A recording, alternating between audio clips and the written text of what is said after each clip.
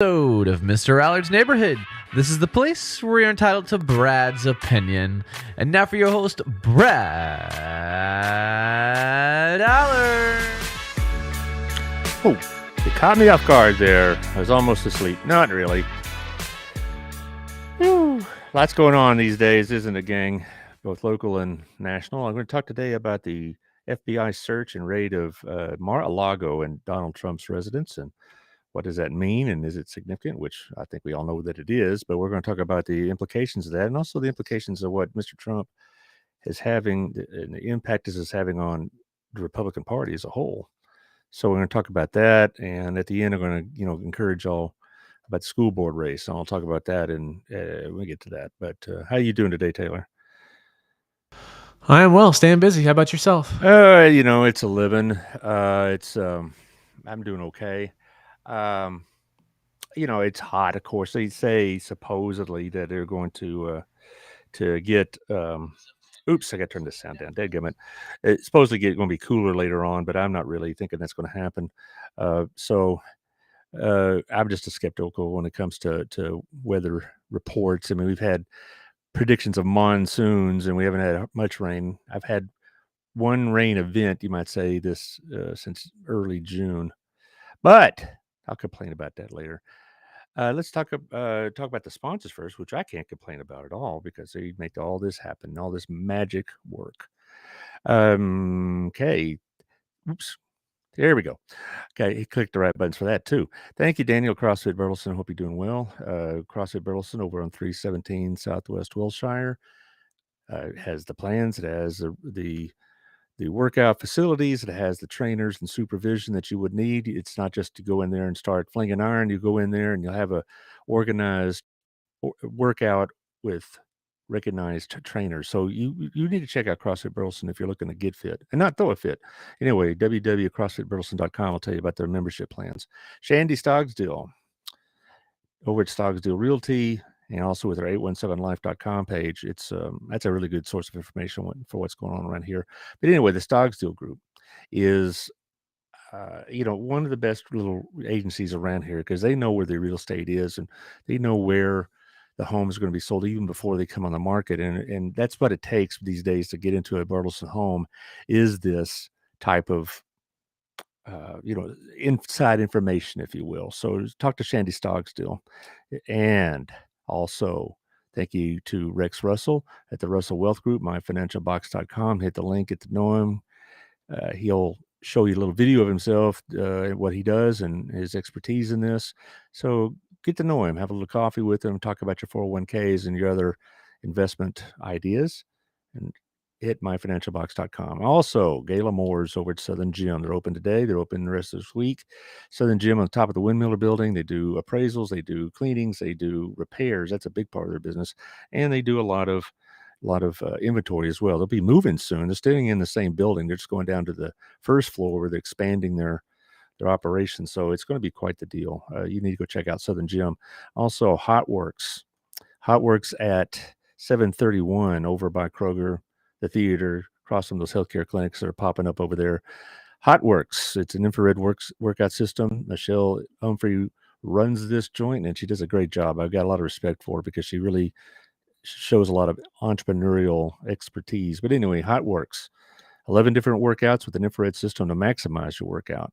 Also, Mandy Harden over at Creative Concepts by Mandy. If you're looking for promotional items like hats and cups and pins and shirts and you name it, she got it. She showed off her work several times in our meetings, and a lot of us at the BNI meetings, I'm talking about, use her stuff. I use her stuff. I got some cups and hats from her, and they're great and affordable. So let's talk about all this business with Mar-a-Lago and Trump. And then again, like I said, towards the end, if you stick around for that, I want to talk about the school board race briefly. Here's the thing. Last week, of course, everybody knows that the FBI raided Donald Trump's Mar-a-Lago home looking for sensitive classified documents.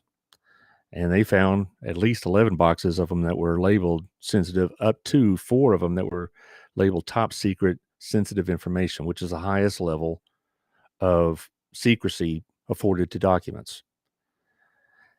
there's a lot of controversy about this, and I'll address the controversies because part of it is the seeming double standard here, and there is one, by the way, but I'll address that too.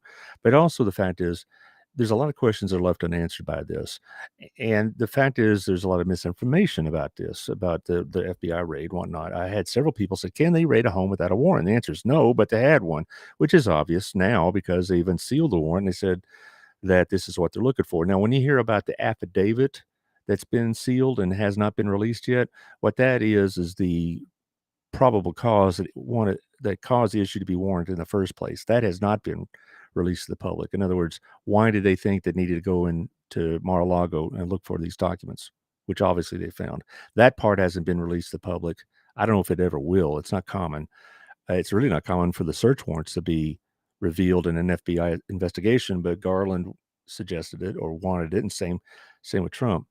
Now, let's talk about some of these documents. All right.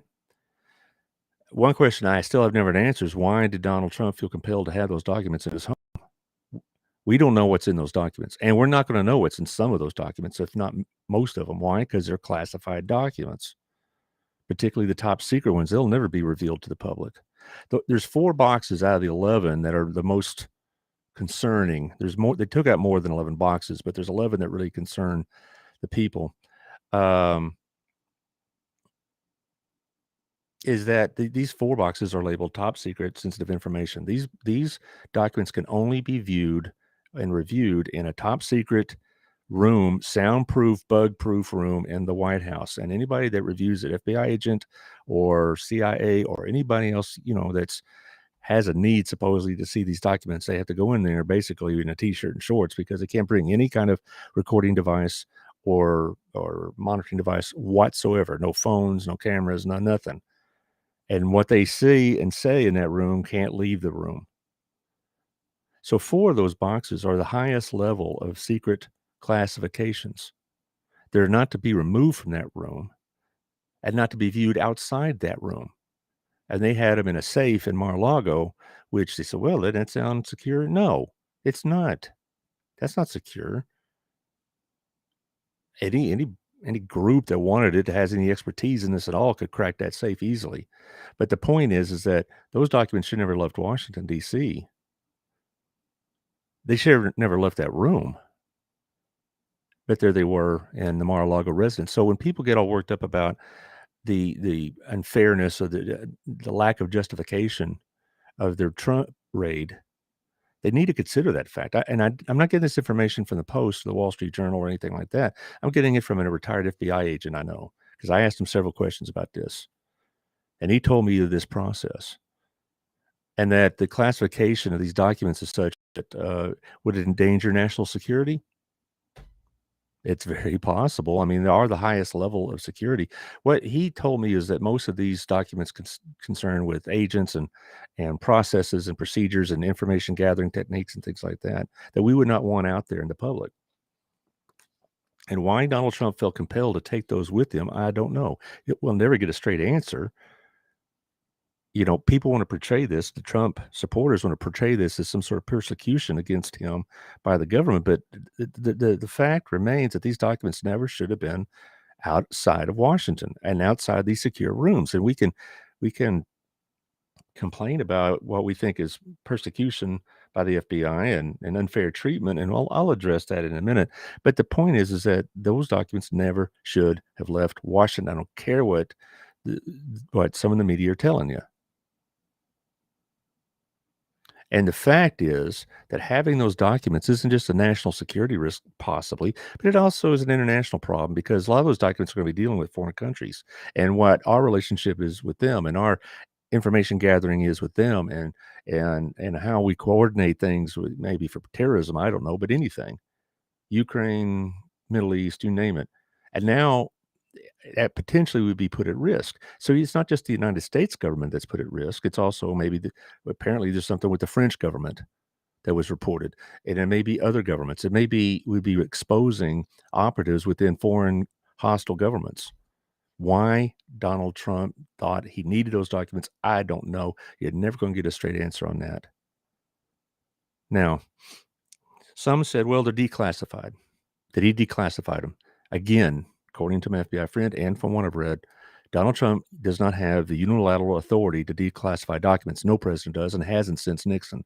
After all the incident of Watergate, the courts and the law changed to make an understanding that government documents belong to the government, not to the current president or a former president. Any documents that you see in these presidential libraries have already gone through a debriefing process. It wasn't like when Bush or Obama, I don't think his library's been built yet, but it's not like they just took a bunch of stuff, said, we're going to put this in the library. All the documents you see, the George H.W. Bush library down in College Station, which I've been to, it's very nice, or the Bush Library here in Dallas, they've already been through a declassified process. There's a process involved. It has been since 1974, because kind of little historical anecdote here, when the tapes of Watergate were being debated in the courts ruled that they are government property, not the president's property. So yeah, the president can declassify it or begin the process of it. He cannot do this arbitrarily with an executive order or a wave of his hand. If Trump wanted these classified documents declassified, he'd have to submit them through the archival process and the declassification process, and they'd be reviewed by the FBI and reviewed by the CIA and reviewed by the National Security Council and any other relevant partners. So this idea that he declassified them just by fiat is wrong. It's not. It's against the law. It's against court rulings. So let's not go there with this. Well, he had every right to take those documents with him because he's the president. No, he doesn't. Those documents belong to the American government. And same with Obama's, same with Bush's, same with Clinton's, etc. Any documents that you see outside of Washington, any one of these presidential libraries, has already gone through this process. And I don't understand why any president would want those kind of documents on their person anyway. You're just making yourself a target. And had foreign adversaries knew that this kind of information was in a safe in Mar-a-Lago, any number of things could have happened. A terrorist attack, some sort of espionage attack, any of those things. So that's my problem with all this document stuff. Is not just he has them, but the people are making excuses for him. Like, they're his documents. No, they are not. They are our documents. And if they are to be classified top secret, they're not to leave the White House. Also, I think I've hit the point about the ownership of the documents being a pertinent issue. I still would like to know why Donald Trump felt compelled to take those documents with him. Some people are speculating it has to do with, incriminating in information about January 6th investigation or taxes or fill in the blank. I don't know. We don't know. If it's top secret, we're not going to know. My personal thought is, if it's top secret, sensitive information, the highest level of classification, it probably does not have anything to do with him personally, but maybe operatives and operations going on in foreign countries. That's just a guess. That's not a insight. I can't imagine top secret information about January 6th. Maybe it is. I don't know. But I doubt it. Now, here's some of the controversies that surround this thing. We don't know why the FBI went into the home. Some say this is just a dispute between Trump and the Archive Service, and it's really not that big a deal. Well, if it's not that big a deal, we wouldn't have these top secret clearances necessary. Every president, when they leave office, is supposed, if he wants to take documents with them for, like I mentioned earlier, about libraries and things of that nature, they submit it to a process. Archives will go through and classify them and declassify them and go through this process. Just toting boxes out of the back of the room, out of the back of the house into some waiting van is not the process. So people want to say Donald Trump is being persecuted politically. That's wearing pretty thin with me, because this is something that's been in the works for over 2 years. This was not an arbitrary thing. People want to make it look like it's the Biden administration going after Donald Trump. Personally, if that's the case, it's terrible politics, because all it did was reinforce Trump's hold on the Republican Party and put him in a better position to run for the Republican nomination. And if the Democrats think that's a more beatable candidate than, say, Ron DeSantis or somebody else, they're playing with absolute nuclear bomb fire, because what's going to happen, what's been happening in all these primaries, is Democrats have been funding Trump-supported candidates, so they'll put them on the ballot instead of maybe a more moderate Republican, because they think these guys will be more beatable in November. That could blow up in their face big time. And right now, the polls will show if Trump and Biden ran against each other right now, Trump would win. He's 3 to 4 points up in most polls. So I don't know if they think Kamala Harris or Pete Buttigieg would be a better candidate against Biden, or rather, I'm sorry, against Trump. So if they're trying to do this to amplify Trump's hold on the Republican Party, I think they're playing with fire. Second of all, here's what a lot of people talk about, and this, they do have a point on this. Why was this scrutiny not applied to Hillary Clinton?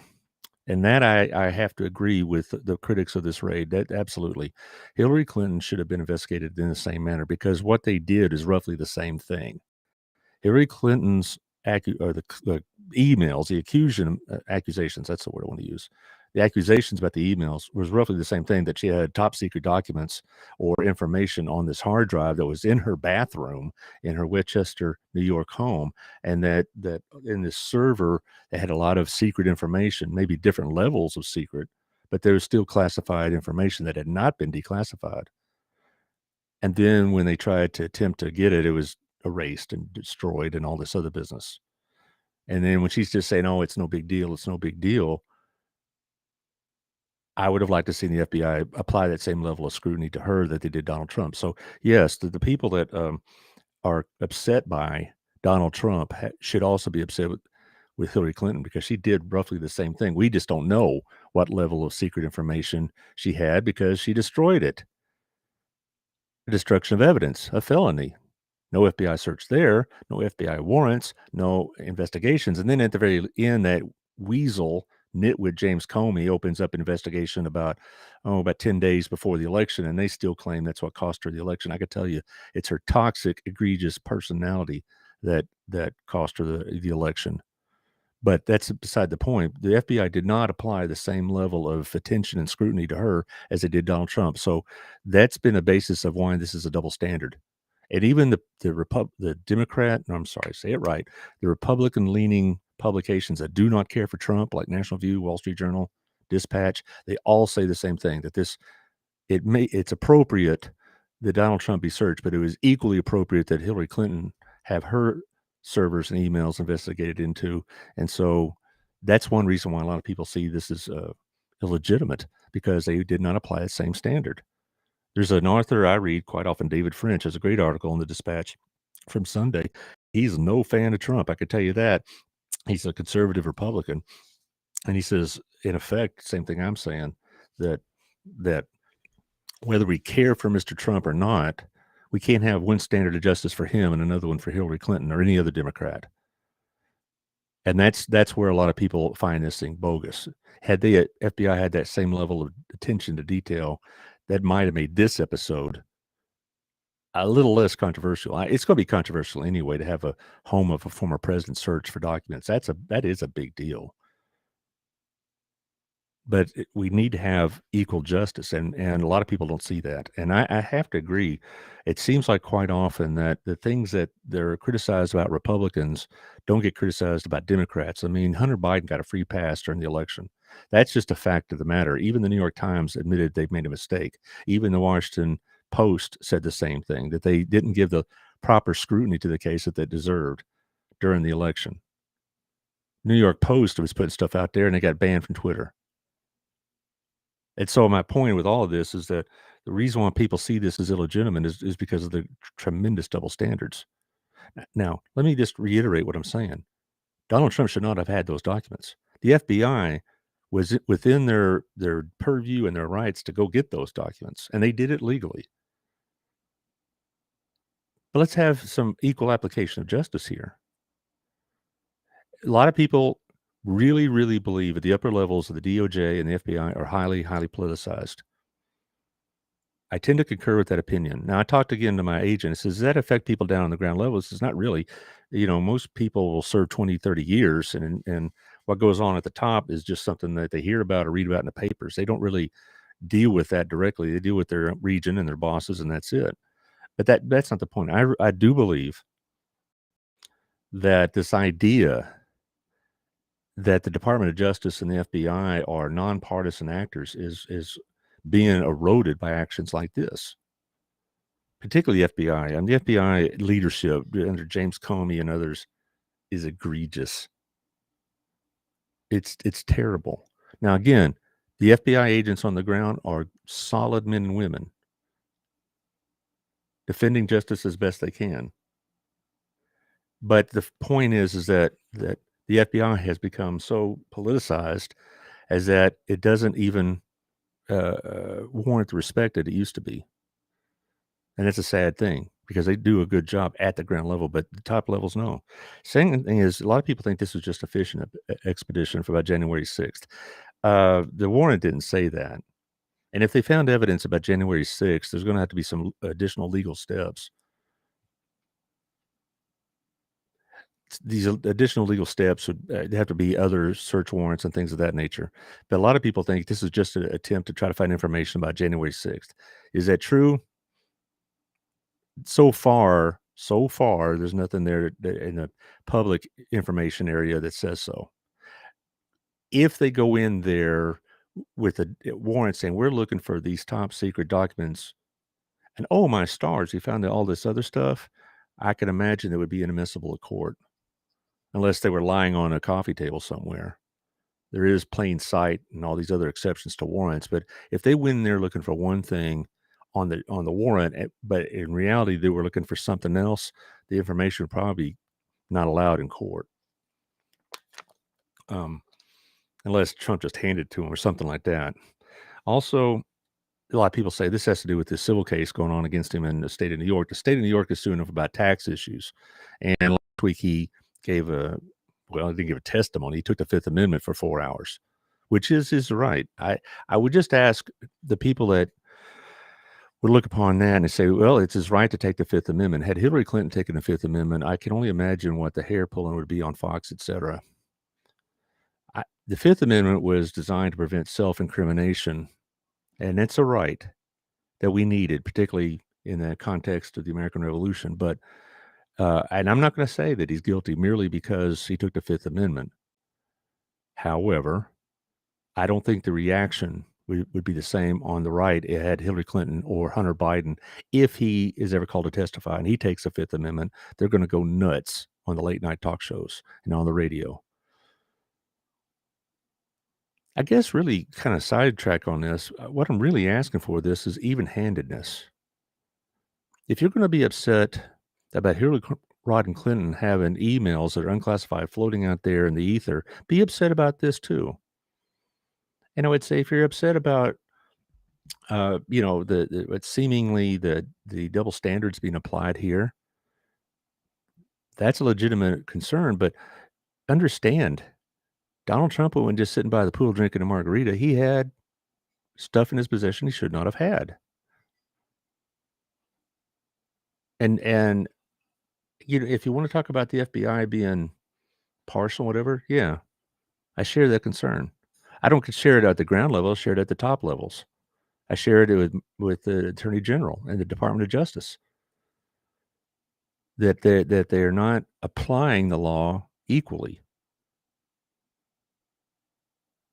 And so there you are. As far as politically, they're persecuting Donald Trump. I think that's a really, really bad tactic if it's their goal, because all it does is increase the devotion his fans have for him, and it increases his influence over the Republican Party. And you have to see their primaries all summer. He's been a major factor in all these. I'm going to address this at the other side of the commercial, but if they're trying to increase his hold on the Republican Party in the attempt to try to have them nominate less electable candidates, that's a suicide mission, because some of these guys are going to win, and they're going, and it'll be exactly the kind of Republicans that the Democrats always fear, and they're going to have themselves to blame for it. Because here's an example. John Gibbs is his name. He beat a guy named Peter Mayer in a Michigan House primary. Peter Mayer is one of the 10 Republicans that voted for Trump's impeachment the last time. John Gibbs, an African American, is Trump all over. I mean, he wears the same kind of suits with a long red tie, wears the MAGA hat, the whole thing. The Democrats put $435,000 into his campaign to boost him past this moderate Republican, and he won the nomination. So he's running against the Democrat candidate, whomever that is, in November. Will he win? I don't know. But if he does, they put another MAGA supporter in Congress by their own dollar. That's crazy. They've done that in Pennsylvania. They've done that in Georgia. They just did it last week in Arizona. And all I'm saying is that this if the Republicans take over the House and the Senate, the Democrats had a hand in that with their financial contributions. So I think this idea of politically persecuting Donald Trump is a crazy tactic. Because if that's their goal, all they're doing is increasing the hold he has over his followers in the Republican Party. So, like I said, on the other side, I want to talk about some of this and then talk about the school board situation. So let's talk about our sponsors. Otto, thank you at Our Place. I'll be there Thursday with my men, hanging with my hoods over at Our Place. Otto will probably be in the sack, but his son Ryan will take care of us as they always do. Great meal, great service, great atmosphere. Otto is one of the true leading citizens of this community, and I'm honored by his sponsorship. Same with Chris over at Wild Cigar. I'm honored by all my sponsors, to be frank. I've talked about them before, what good people they are, and that's why I can endorse them wholeheartedly, because I know not only they do good business, but I know what kind of people they are and what kind of generosity they have. But anyway, back to Chris over at Cigar and Culture. Check out the web pages and the Facebook pages for the specials. They usually have some sort of specials on Wednesday and Thursday evenings, so you can check those out. I know they try to emphasize Texas-related wines and distillery products, so there you are. So Wild Cigar and Culture over by the Standard, go check it out. Also, Tiffany Griffin is getting close, and she's probably already fretting and stewing, but she'll be fine. Getting close to the wedding is what I'm talking about. Most of y'all who know Tiffany know she's getting married to Jimmy Nico, and they're just such a cute couple. My goodness. LogoLifeTX.com is up. The magazine's already out. You should already have it, or it's at various other retail establishments throughout this area. It goes to 30,000 homes and 110,000 people, and it's expanding. Just seems like every month they're adding a few more to the mailing address. So there you are. Also, I mentioned yesterday Rise. I have that. It'll be on the podcast platforms. If not already, it will be by the end of the show. Rise is a mental health seminar, and Sarah Nicole Tynan is putting this together along with Ashley Vasquez, and it's October 8th. And it's interesting. If you really want to know what's going on with this seminar, check out either the YouTube or the podcast when it's available, or the Facebook page. It all works. And she's a ball of lightning, that's for sure. A lot of energy. So check out, if you or somebody you know could really benefit from this mental health conference, check it out. Also on Thursday, I'm going to have the Center for ASD on. They have a fundraiser themselves, a golf tournament, and also they're expanding their facilities. And so I'm going to have one of their operatives, one of their fundraiser managers, Bianca Lowry there. Maybe Lisa. I hope so. We'll see. We'll do the best we can. Here's just a few opinions. These are just my opinions. One is, we don't need to give Donald Trump a free pass on this. You like Trump, you don't like Trump, that's fine. But Donald Trump really cannot exist as if he's above the law. It drives me crazy to this day how the Clintons acted and act like they're above the law. I can't help that. You know what I'm saying? I'm not going to excuse one because I can't do anything about the other. I don't play that kind of equivocation game. Well, this person did this, so this allows this other person to do the same thing. They're both wrong, and I can't help the injustices of the situation. I believe when they were yelling about lock her up, I thought they were taking it a little too far. I'd have liked to seen an investigation of Clinton, but I'd like to see this one too. All right, I'm not going to say because she did this, it's therefore he gets to do these things. No, just because somebody robs a bank doesn't mean I get to rob a bank.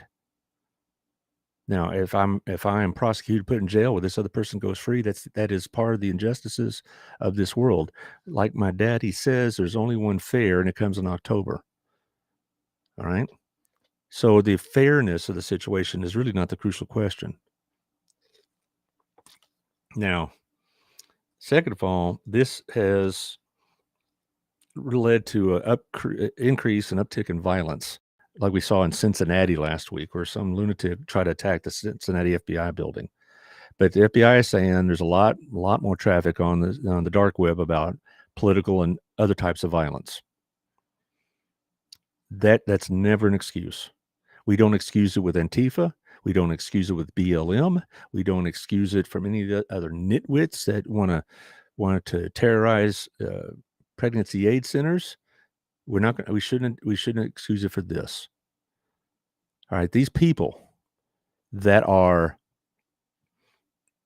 resorting to violence are not healthy people. They're not patriots. They're not supporting the system, that we have built over the years. They're not modern day founding fathers and rebels. They're terrorists. Okay? And we have terrorists on both sides. Like I mentioned Antifa, I mentioned some of these other groups.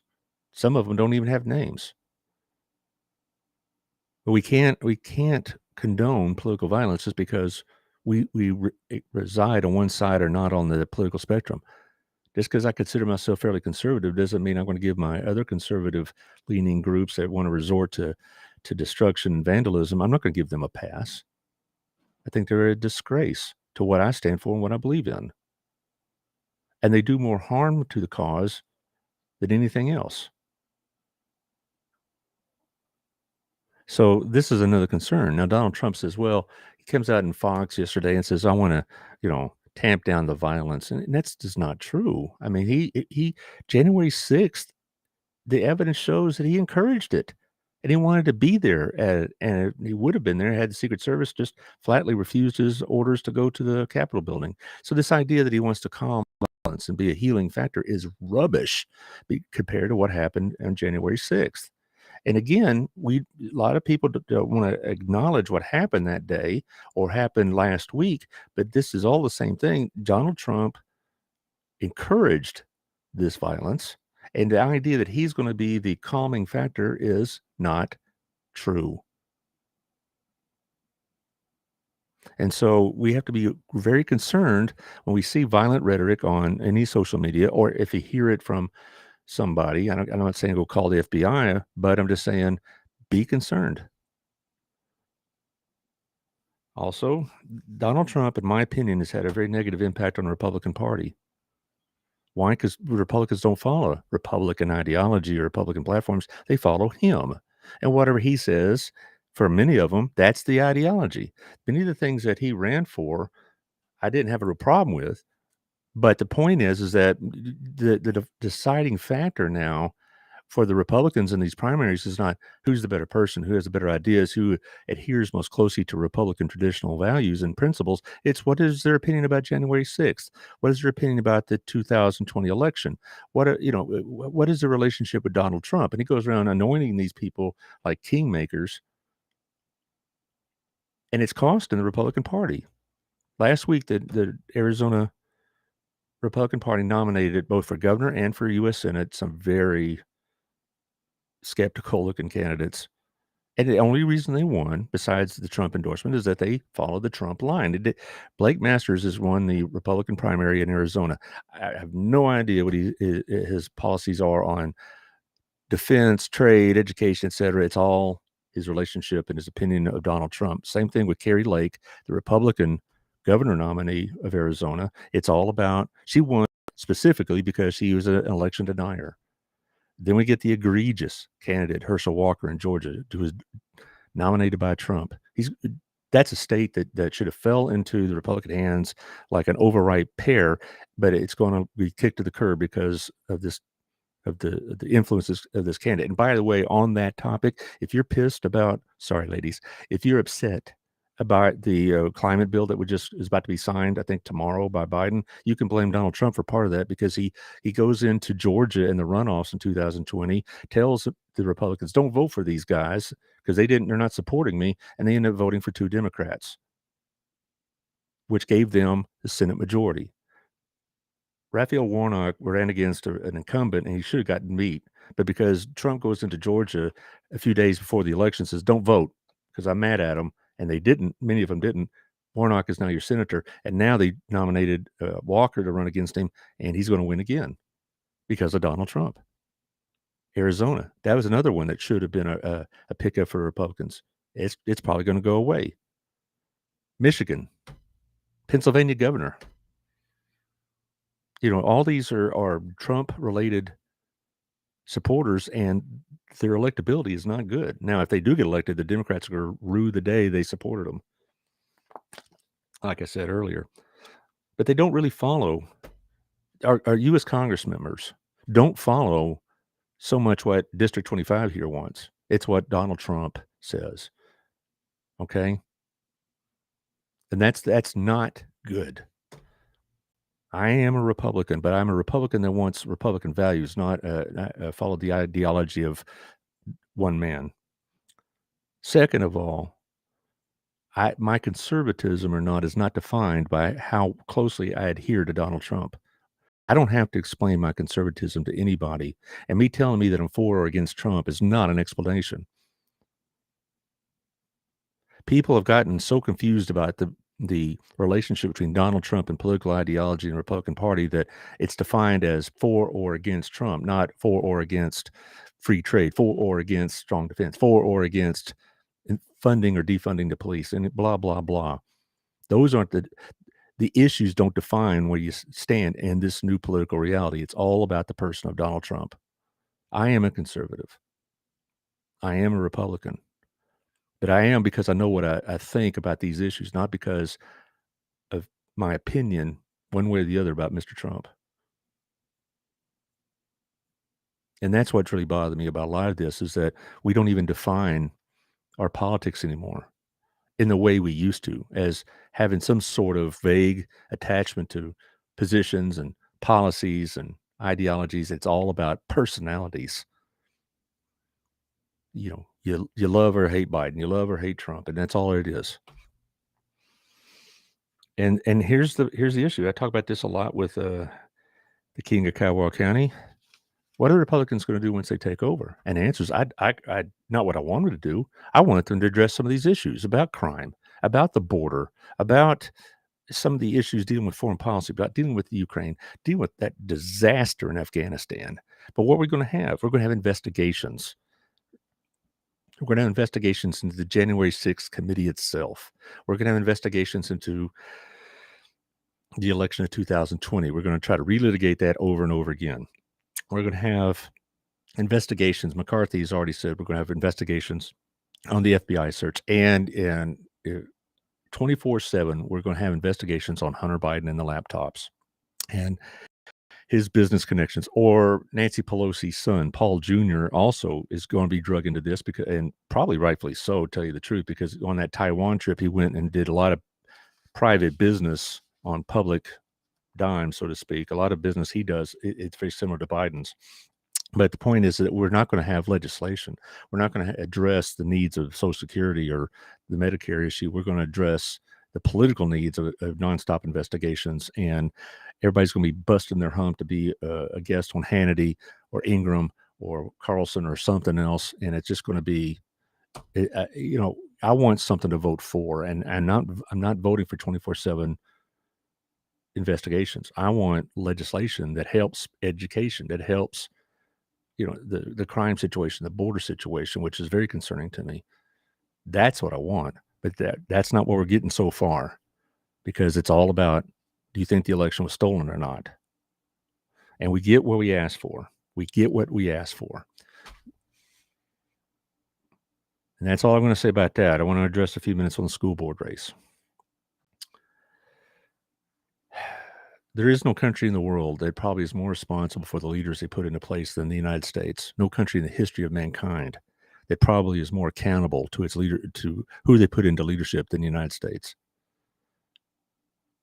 From our founding, we've had the ability to put leaders in a position at state, local, and national levels that most people never even considered in their thought patterns prior to the 18th century. And even now, democracy, as we understand, is still a relatively new thing in the history of man, and it's even more new in Europe and Asia. We are responsible for the type of people we put into office, and we're responsible for what they're going to bring to it. And what I've seen in this race is more of what I've been talking about here: antagonism, controversy, accusations, throwing things up against the wall and seeing if they stick, turning school board meetings into the circuses that sometimes our city council meetings have become. People throwing things like critical race theory and grooming is now a new thing, apparently. I don't even want to get in explaining that, or arming the teachers, on and on.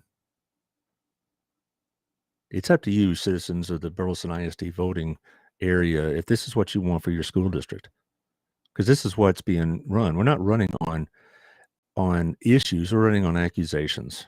We're running a grievance campaign, an extended grievance campaign of everything they think is wrong and how they think that the candidate was done wrong. And if we wake up Sunday morning and Sean Miner's not on the school board, it's just we have us to blame, because we have the ability to choose the kind of people we want representing us and representing our issues and our needs appropriately. And if we wake up again on Sunday morning and that's not going to be addressed, we're going to have a candidate who won her position basically by representing a very small but financed and vocal faction. And they're going to bring into these meetings, into the agenda, all sorts of these controversial ideas and topics, critical race theory, and all this other business. Then there you are. I mean, we had our chance. And that's all there is to it. So today, the early voting, if you hear today on YouTube or this show, YouTube is going simultaneously. You have until 7 o'clock if you want early vote. And if you haven't done it yet and you can't do it today, by all means, be there Saturday at the school administration building. This show is 100% behind Sean Miner. Not because strictly who his opponent is, but because I know who he is. And he served this district for 12 years. And he's lived in this town all his life. And when they throw out there that, well, they had a long time on the board, that's just rubbish. It's just, all they're doing is throwing sand in your eyes to try to make you not see what's there. We have a school district that has to deal with all these issues like every other school district: staffing, funding, pay, insurance. We're not some utopia, but it's a pretty good district. It's a very good district. People move here for this school district. We can't allow that to be taken from us because we didn't get up and vote. We can't have that taken from us because we had to let a small, financed, highly vocal minority gain entrance into the system where they can do whatever damage they feel like. Now, Mr. Miner's opponent is using the Republican Party mailing list to get a hold of a lot of people.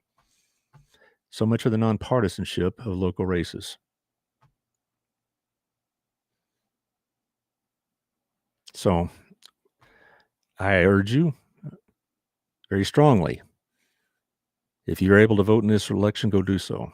You could do it today. If you hear this on the podcast tomorrow, then you have Saturday, 7 to 7, school administration building. The parents of school children, the property owners of this school district are depending upon you to do this. And that's all I have to say about that. Taylor, let's run the ads. Thank you to Daniel, CrossFit Burleson, 317 Southwest Wilshire. I hope you're doing well. Check out the webpage for the membership plans and the routines and the supervisions that's provided. It's a very good place. It's a good place to do the kind of workout you're looking for. Thank you to Shandy. It's a Stogstill Group, and she'll tell you as much as anything else, school districts and crime rates are the two things that people look at when they're moving to this area. We have a great school system, not a perfect one, not a flawless one, but a pretty dang good one that people want to move into. So let's keep it. Thank you, Shandy. Thank you, Rex at the Russell Wealth Group, myfinancialbox.com. Thank you for the advice you give to all the people that have stresses about this economy. It's going up, it's going down, but he's been through it before, so good experienced man. Hit myfinancialbox.com. Thank you, Gayla. And Southern Jim, a great store. It has a lot of great inventory, it has all these other services. She's a licensed jeweler and many certifications, so there you are. So thank you, Southern Jim. Thank you to Hotworks, Michelle. Hope you're doing well. 731 John Jones, across from the a lot of the care centers are building up, and right next to Chicken Salad Chick, which is a very popular place. So we'll see. Thank you, Hotworks. Thank you, Creative Concepts by Mandy. Hope you're doing well. I'll see you tomorrow, I hope, at the BNI meeting. In fact, Michelle and Caleb also are BNI members. It's a really nice little group. We're looking to expand that too. But Creative Concepts by Mandy. If you're looking for promotional items, give her a holler. Otto, thank you as always. Our Place Restaurant is a cornerstone of this community, and we appreciate the services, not just the food and the service, but also what you do for the community. So thank you, Otto. Same with Chris. It's becoming a centerpiece of this community as well at Wild Cigar. It's the nicest bar in town, without any question. It's good atmosphere. It's quiet. It's well ventilated, well lit. You can do some business, or you just contemplate life over at Wild Cigar. Great humidor as well. Thank you to Tiffany over at Local Life. I look forward to seeing you in a couple of weeks at your wedding with Jimmy. You've done good, both of you. I'm proud and pleased for both of you. Local Life Magazine TX is on the web. Also, the magazine's out. So pick up a copy, see who advertises in it, and you're going to think, if you have a business, you want to be advertising in that. Thursday, I'm talking to the Center for ASD, and we'll talk about their fundraisers and their expansion plans. So I'll be in the studio again. Next week, beginning next Tuesday, we're going to be doing the show an hour later because of my DBU schedule, but I'll explain more about that next week. So thank you. Thank you, Taylor. Please share this with your friends. See you next time.